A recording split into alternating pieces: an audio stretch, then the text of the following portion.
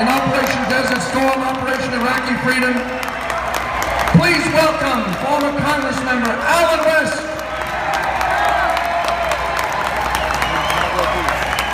How y'all doing in Times Square?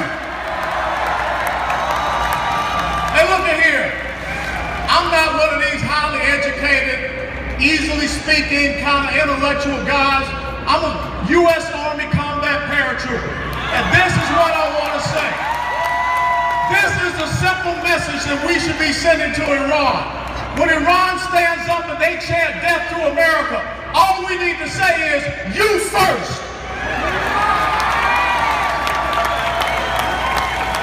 What message are we sending? What message are we sending when we sit down at the table with the #1 state sponsor of terrorism? What message are we sending when we sit down with a country that is holding 4 Americans hostage? No different from the last time we had a weakling in the White House when we had 53 Americans being held hostage.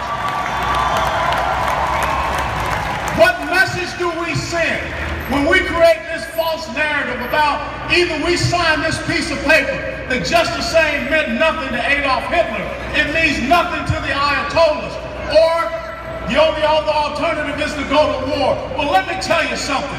The United States of America is about victors. The United States of America is about champions. The United States of America does not surrender to a bunch of black-robed, crazed clerics that want to see us destroyed.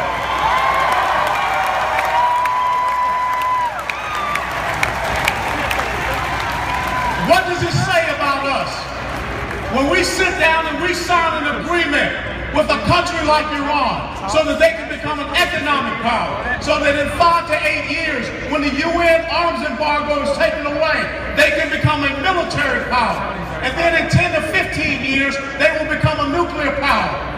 But yet we stand up and say we're going to cut our United States Army by 40,000. We have the smallest Marine Corps since World War I, the smallest Navy since 1917, the smallest and the oldest Air Force since we created the modern Air Force. What message does President Obama send to these people over in Iran? Is not the message that was sent to Britain 239 years ago at Lexington Green, when we fired the shot that was heard around the world.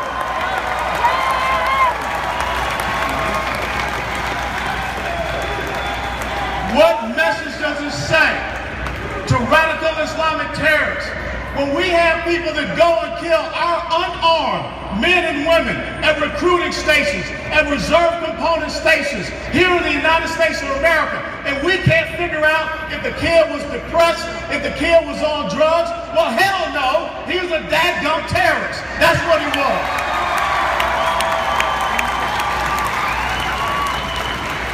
Now, I gotta tell you something. I gotta hurry up and get off this stage because I gotta go to a fundraiser and a Broadway show.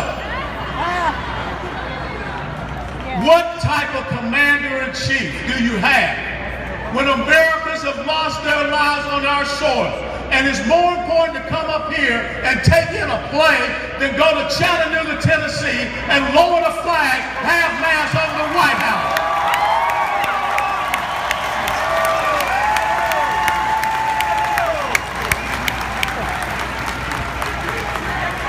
Very simple, ladies and gentlemen. Alexander the Great had a fantastic quote.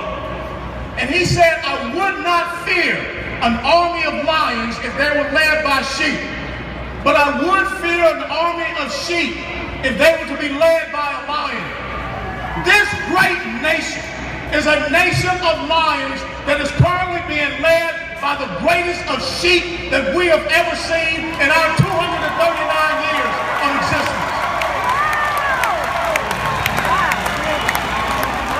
How dare Barack Obama, how dare John Kerry, how dare Valerie Jarrett, or any of these other charlatans that occupy Washington, D.C. surrender this great constitutional republic to the Republic of Iran. Ladies and gentlemen, it was said in December 1775 by Thomas Paine that these are the times that try men's souls, that the sunshine patriot and the summer soldier will shrink from his duties. but to those who will make a stand. Those of you that are here in Times Square, you will deserve the love and admiration of all men and women. Ladies and gentlemen, it's not over. You being here sends a message that the United States of America, I don't care who is occupying the White House, we're not surrendering our liberty, our freedom, our way of life.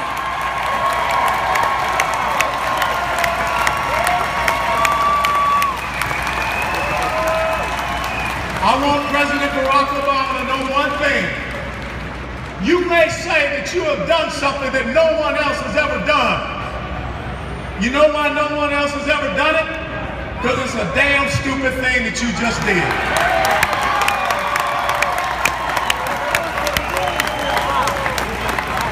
And if people are upset because of what I'm saying, I really don't care. Because I had a father that stood in World War II. I had an older brother that stood and was wounded at Khe Sanh.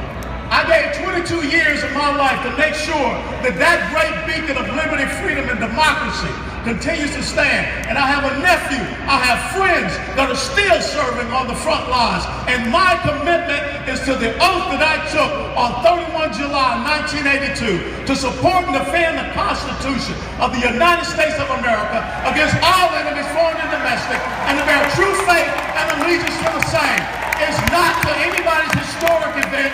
It's not for anyone to have some special exhibit in their presidential library. It's to make sure that the enemies of America and the enemies of Israel are crushed and brought to their knees. God bless you all. God bless